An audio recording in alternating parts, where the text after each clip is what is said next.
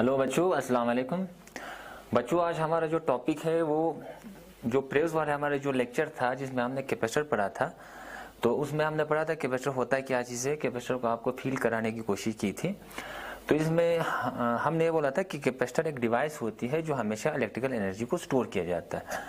तो electrical energy जो है आपका जिस जगह जिस पॉइंट पे आपका जहाँ पे आपका इलेक्ट्रिकल एनर्जी जो है या वोल्टेज या current large amount of current या वोल्टेज की ज़रूरत पड़ती है, उस टाइम हमेशा कैपेसिटर आपका यूज़ किया जाता है और दूसरा सोर्स आपका यूज़ किया नहीं जाता। तो हमने ये चीज़ बोला था कि आपका एक एक्सप्रेशन लिखा था बच्चों कि आपका V इज इक्वल टू आपका 1/4 pi epsilon not Q upon R। ये आपने पढ़ा था कि बच्चों की इलेक्ट्रिक पोटेंशियल का आपका Q के साथ क्या रिलेटेड है। तो बच्चों यहाँ पे देखो, जहाँ पे Q बढ़ने से क्या होगा, आपका V भी बढ़ता है। तो इसका मतलब है आपका potential is direct proportional to Q।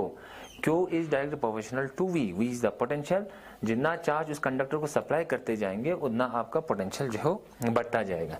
तो यहाँ पे क्या लिखा बच्चों, इधर देखो, Q is direct proportional to V and Q is जो डायरेक्ट प्रोपोर्शनल हटाने से वहाँ क्या होगा, एक कांस्टेंट टर्म होगा। उस कांस्टेंट टर्म को बोला जाता है C को बोला जाता है कांस्टेंट ऑफ प्रोपोर्शनलिटी। बाद में C को एक नाम दिया जाता है कैपेसिटेंस, जैसे कि रेजिस्टेंस की तरह। हर किसी कंडक्टर का एक रेजिस्टेंस भी होगा, हर किसी कंडक्टर का एक कैपेसिटेंस भी होगा।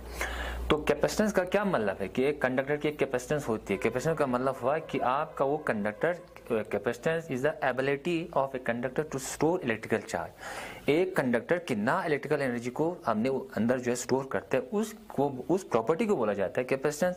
इसी तरह बच्चों आपने रेजिस्टेंस भी पढ़ा था। रेजिस्टेंस क्या चीज़ होती है, किसी कंडक्टर की एबिलिटी होती है कि वो चार्ज को कितना ब्लॉक करते हैं। कैपेसिटेंस का मतलब होगा चार्ज को कितना स्टोर करता है, रेजिस्टेंस का मतलब होगा चार्ज को कितना ब्लॉक करता है। तो capacitance always equal to Q upon V, दो चीज का रेशो होता है। What is Q? Q is the supply of charge, उस कंडक्टर को जितना चार्ज सप्लाई करेंगे। What is the V? V is the increase in potential. Charge supply करने से अभी हमने बोला आपका वोल्टेज हमेशा इंक्रीज होता है। और ऐसा यूनिट ऑफ द C, इस C का जिसको कैपेसिटेंस कहा जाता है उसका ऐसा यूनिट जो है आपका फैराड होता है, जिसको हम कैपिटल लेटर से लिखा जाता है। In the honours of the scientist, scientist के ऑनर पे उसको F से, बड़े कैपिटल F से लिखा जाएगा। तो इट डिपेंड ऑन, अब इसका C का जो कैपेसिटेंस है, हर किसी कंडक्टर की एक कैपेसिटेंस होगी कि वो कितना चार्ज को स्टोर करता है, कितना इलेक्ट्रिकल एनर्जी हमने अंदर स्टोर करता है। तो हमेशा एक कंडक्टर की कैपेसिटेंस होगी। कैपेसिटेंस किस पे डिपेंड होगा?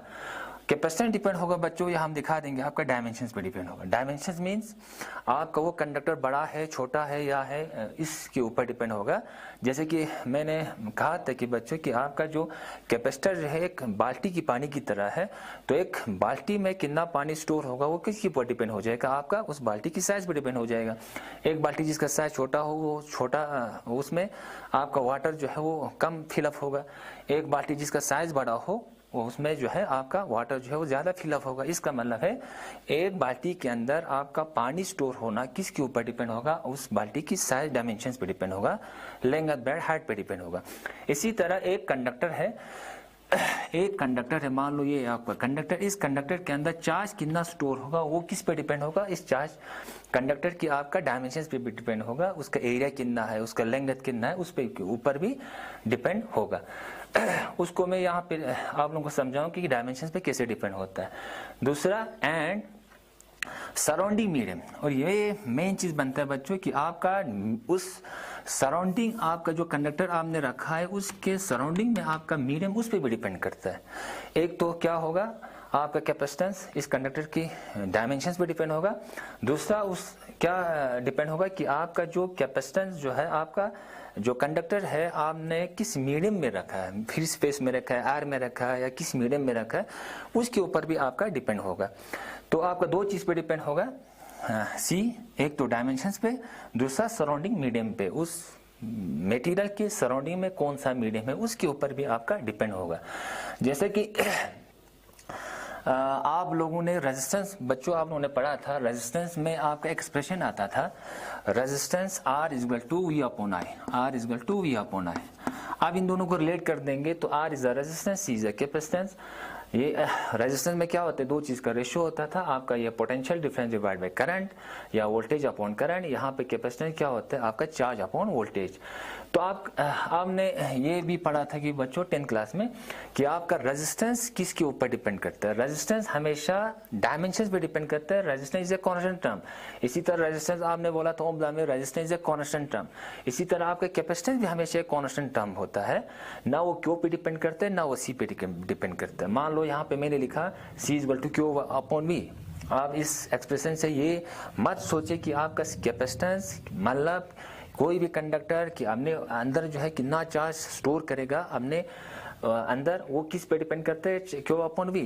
तो इस एक्सप्रेशन के हिसाब से आप ये मत सोचें कि आपका कैपेसिटेंस जो है सिर्फ क्यू और V पे डिपेंड होगा, जैसे कि आपका रेजिस्टेंस जो है वोल्टेज अपॉन करंट होता है। इसका मतलब ये नहीं कि आपका रेजिस्टेंस जो है वोल्टेज और करंट पे डिपेंड होता है। आपका resistance is a constant term, ये भी एक कांस्टेंट होता है, और C भी हमेशा एक कांस्टेंट होता है। और रेजिस्टेंस किस पे डिपेंड करता है, C किस पे डिपेंड करता है। अभी मैंने कहा C ना क्यू पे डिपेंड करे ना V पे डिपेंड करे। इस रिलेशन के हिसाब से आप ये मत सोचें कि क्यू और V पे डिपेंड करता है। जैसे कि रेजिस्टेंस आपका वोल्टेज अपॉन करंट, तो कैपेसिटेंस हमेशा अभी हमने बोला कि डायमेंशंस पे डिपेंड करेगा और इस सराउंडिंग मीडियम पे भी डिपेंड करेगा। तो आपका रेजिस्टेंस आप लोगों ने पढ़ा है कि बच्चों की रेजिस्टेंस किस पे डिपेंड करता था, R इक्वल टू रो होता था, rho is the resistivity, R equal to rho L upon A होता था। यह आपने बच्चों 10th क्लास में पढ़ा था कि आपका किसी कंडक्टर की रेजिस्टेंस उसकी रेजिस्टिविटी पे डिपेंड करेगा, नेचर ऑफ मटेरियल पे डिपेंड करेगा, और दूसरा उस लेंथ ऑफ द कंडक्टर पे डिपेंड करेगा, और एरिया ऑफ द कंडक्टर पे डिपेंड करेगा। इस इक्वेशन में आप देखें तो बच्चों ना यहाँ पे करंट आता है ना यहाँ पे आपका पोटेंशियल आता है, पोटेंशियल डिफरेंस आता है। तो आपका R किसी कंडक्टर की resistance, there are depend on length of the conductor, rho is the resistivity, उस मटेरियल की रेजिस्टिविटी पे डिपेंड होगा, नेचर ऑफ द मटेरियल पे, and area of cross section. जितना एरिया छोटा होगा उतना रेजिस्टेंस बड़ा होगा, जितना एरिया बड़ा होगा उतना रेजिस्टेंस आपका छोटा होगा। तो यहाँ पे भी देखो बच्चों रेजिस्टेंस किस पे डिपेंड करता है, आपके कैपेसिटेंस किस पे डिपेंड करता है, उसको समझाने के लिए मैंने आपका एक स्फेरिकल कैपेसिटर लाया बच्चों। देखो स्फेरिकल कैपेसिटर क्या होगा, आपके पास बहुत सारे टाइप्स की कैपेसिटर मिलेंगे आप लोगों को जो हम पढ़ेंगे। एक तो आपका स्फेरिकल कैपेसिटर, दूसरा आपका पार्लर प्लेट कैपेसिटर होता है। तो आपका जो सिलेबस में पढ़ेंगे आप लोग वो पढ़ेंगे आपका पार्लर प्लेट कैपेसिटर, आपका दो प्लेट का बना होता है। तो इसको समझने के लिए कि आपका कैपेसिटेंस जो है किसी डायमेंशन पे डिपेंड होगा और सराउंडिंग मीडियम पे डिपेंड होगा, तो कैपेसिटेंस डायमेंशन पे डिपेंड होगा, उसको समझाने के लिए मैंने बच्चों यहाँ पे आपका क्या ले एक स्फेरिकल कंडक्टर लाया। स्फेरिकल कंडक्टर जिसका रेडियस है R, उसको मैंने क्या किया, चार्ज सप्लाई किया। तो यहाँ पे आपका Q, what is Q is the charge supply. तो यहाँ पे पॉजिटिव चार्ज यहाँ पे सप्लाई कर दिया। तो क्या होगा बच्चों, इसका पोटेंशियल क्या होगा, इस स्फेरिकल कंडक्टर का पोटेंशियल क्या होगा, वो एक्सप्रेशन क्या होगा, V equal to 1/4 pi epsilon naught Q upon R. What is R? R is the radius of this spherical conductor and Q is the supply of charge. तो हम क्या निकालेंगे, कैपेसिटेंस का फॉर्मूला लाएंगे, capacitance equal to Q upon V। तो Q अपनी जगह पे रहेगा, Q और V का मैंने फार्मूला वैल्यू यहाँ पे पुट किया। V क्या होता है, Q upon 4 pi epsilon naught R, ऊपर जाएंगे तो Q और Q कैंसिल हो जाएगा। तो आपका कैपेसिटेंस किस पे डिपेंड करता है, देखो 4 pi epsilon naught और R। देखो बच्चों यहाँ पे 4 it is a constant term, what is pi, pi is also a constant term, what is epsilon not, epsilon is the permittivity of the free space, वो भी आपका एक कांस्टेंट टर्म होता है। एप्सिलॉन नॉट का वैल्यू आपको पता होगा 8.85 इंटू 10⁻⁻12। ये फ्री स्पेस में आपका एप्सिलॉन नॉट का वैल्यू होता था परमिटिविटी, और R इज द रेडियस। तो या किसी कंडक्टर का क्या होगा, स्फीयर कंडक्टर रेडियस भी फिक्स होगा, आपका एप्सिलॉन नॉट भी फिक्स होगा, पाई भी फिक्स होगा, 4 भी फिक्स। तो इसका मतलब है C जो है कांस्टेंट टर्म होती है। तो आप इस इक्वेशन में आप लोग बच्चों देखो कि आपका C जो है किस पे डिपेंड करेगा, सीधा आपका रेडियस पे डिपेंड करेगा। What is radius, radius is the आपका R is the radius of the spherical conductor. इसका मतलब है आपका कैपेसिटेंस, किसी कंडक्टर की कैपेसिटेंस हमेशा रेडियस, इसका मतलब है डायमेंशंस पे डिपेंड करेगा। एक स्फेरिकल कंडक्टर का रेडियस जो है आपका बड़ा है तो कैपेसिटेंस का वैल्यू भी बड़ा होगा। इसका मतलब है वो ज्यादा से ज्यादा चार्ज को स्टोर करेंगे। एक स्फेरिकल कंडक्टर जिसका रेडियस मान लो उसका छोटा है तो इसका मतलब है उसका कैपेसिटेंस भी आपका छोटा होगा, मतलब कम से कम वो चार्ज को क्या करेगा, स्टोर करेगा। तो बच्चों इससे आप लोगों को आइडिया आया होगा कि आपका C जो है किस पे डिपेंड करता है, सीधा R पे डिपेंड करता है। इसका मतलब है डायमेंशंस पे डिपेंड करता है। अब C क्या हुआ, C is the capacitance, Q is the supply of charge. तो बच्चों यहाँ पे मैंने क्या दिया, C equal to Q upon V। ये हमें पता है कि आपका कैपेसिटेंस जो है दो चीज का रेशियो होता है, आपका Q is the supply charge, what is V is the increase in potential. तो यहाँ पे मैंने क्या लिखा बच्चों, if V equal to 1 volt, अगर मान लो मैंने लिखा कि चार्ज सप्लाई किया, किसी कंडक्टर को चार्ज सप्लाई किया, मान लो एक कंडक्टर है, एक कंडक्टर, उसको मैंने चार्ज सप्लाई किया, क्यों सप्लाई किया, जब चार्ज सप्लाई किया इस कंडक्टर को, जिसकी वजह से उसका पोटेंशियल इंक्रीज हुआ 1 वोल्ट, आपका पोटेंशियल इंक्रीज हुआ V इक्वल टू 1 वोल्ट। तो C इक्वल टू क्या हुआ, देखो बच्चों अगर V का वैल्यू हम 1 वोल्ट रखेंगे तो आपका C इक्वल टू Q।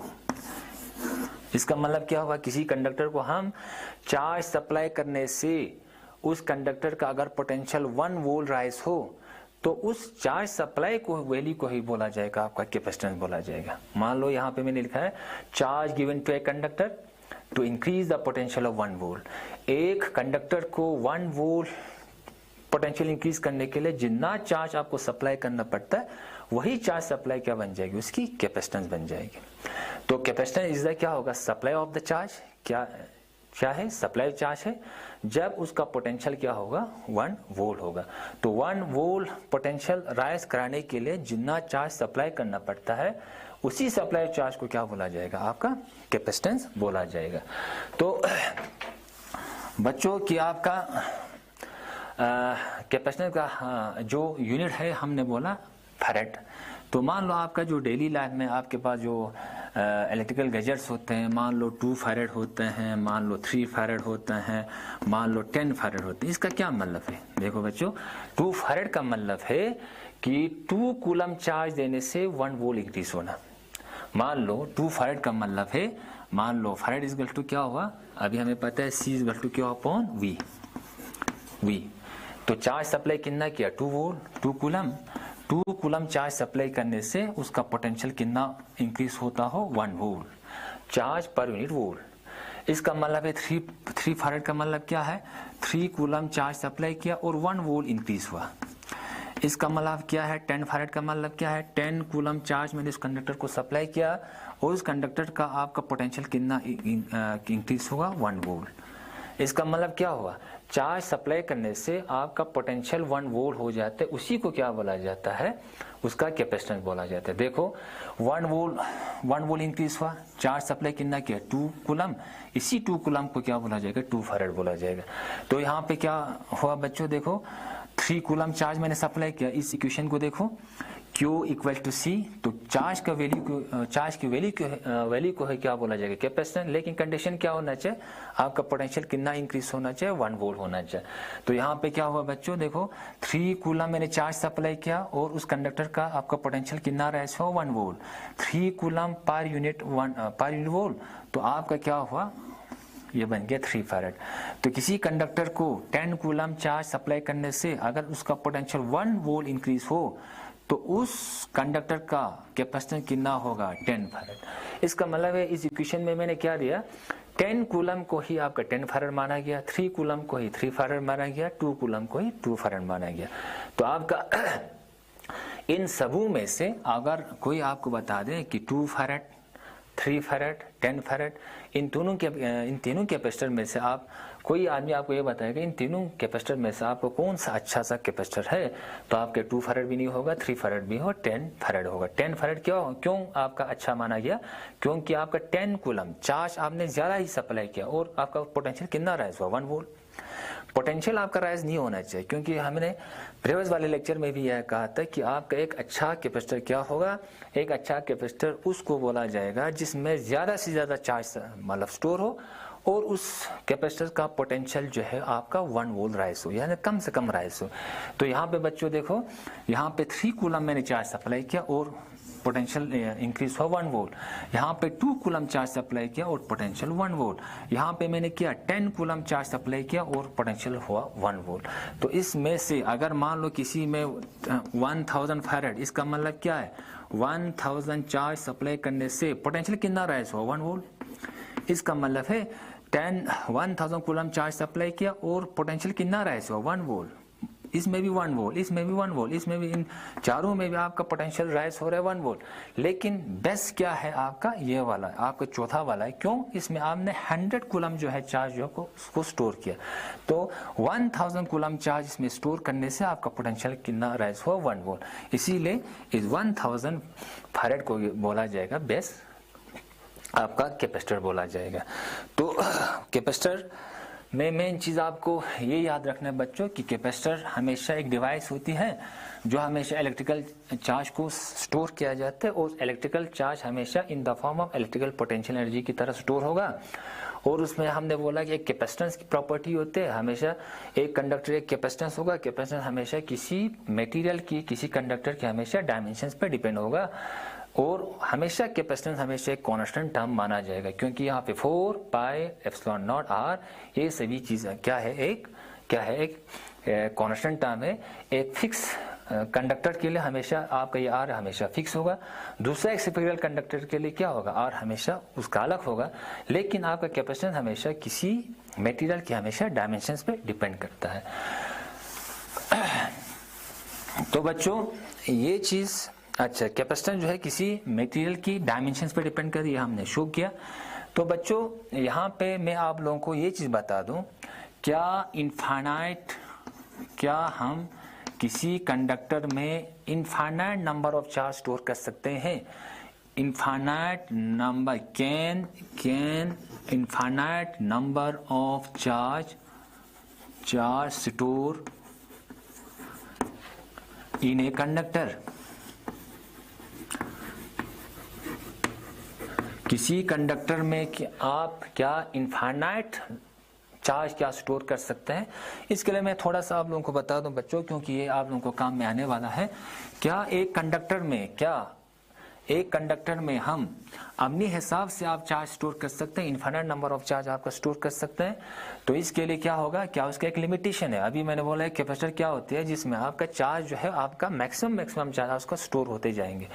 तो क्या इस क्वेश्चन में ये बोल रहा है कि एक कंडक्टर है, उस कंडक्टर में क्या अपने हिसाब से आप चार्ज स्टोर कर सकते हैं? मान लो आपके पास एक बाल्टी है, उस बाल्टी में क्या अपने मन के हिसाब से क्या उस बाल्टी में आप पानी स्टोर कर सकते हैं? आप नहीं कर सकते। उसके भी एक लिमिटेशन है, उसके भी एक लीकेज का एक प्रॉब्लम होता है। तो क्या हुआ, देखो बच्चों, ये आपका एक स्फेरिकल कंडक्टर है, उसको मैंने चार्ज सप्लाई किया। क्यों? मान लो यहाँ पे पॉजिटिव चार्ज सप्लाई किया। अभी हमने बोला कि आपका कैपेसिटेंस, किसी कंडक्टर के कैपेसिटेंस आपका मीडियम पे भी डिपेंड करता है। अब यहाँ से आप लोगों को समझ में आएगा मीडियम पे क्यों डिपेंड करते हैं। देखो बच्चों, यहाँ पे एक्सप्रेशन क्या है, electric field always equal to 1/4 pi epsilon naught Q upon R, यह हमें पता है आर स्क्वायर। इसके बाद आपका इलेक्ट्रिक पोटेंशियल का एक आपका एक्सप्रेशन है, ई इज इक्वल टू क्या है, वी अपॉन आर है, V upon R. V is the potential, R is the मतलब रेडियस या कुछ डिस्टेंस बोलो। तो यहाँ से क्या है, जितना चार्ज आप सप्लाई करते जाएंगे उतना आपका इलेक्ट्रिक फील्ड बढ़ता जाएगा, जितना इलेक्ट्रिक फील्ड बढ़ते जाएंगे उतना आपका वोल्टेज भी बढ़ता जाएगा, पोटेंशियल बढ़। इसके बाद जो अगला लेक्चर होगा हम यहाँ से फिर रनिंग करेंगे। तब तक खुदा हाफिज़।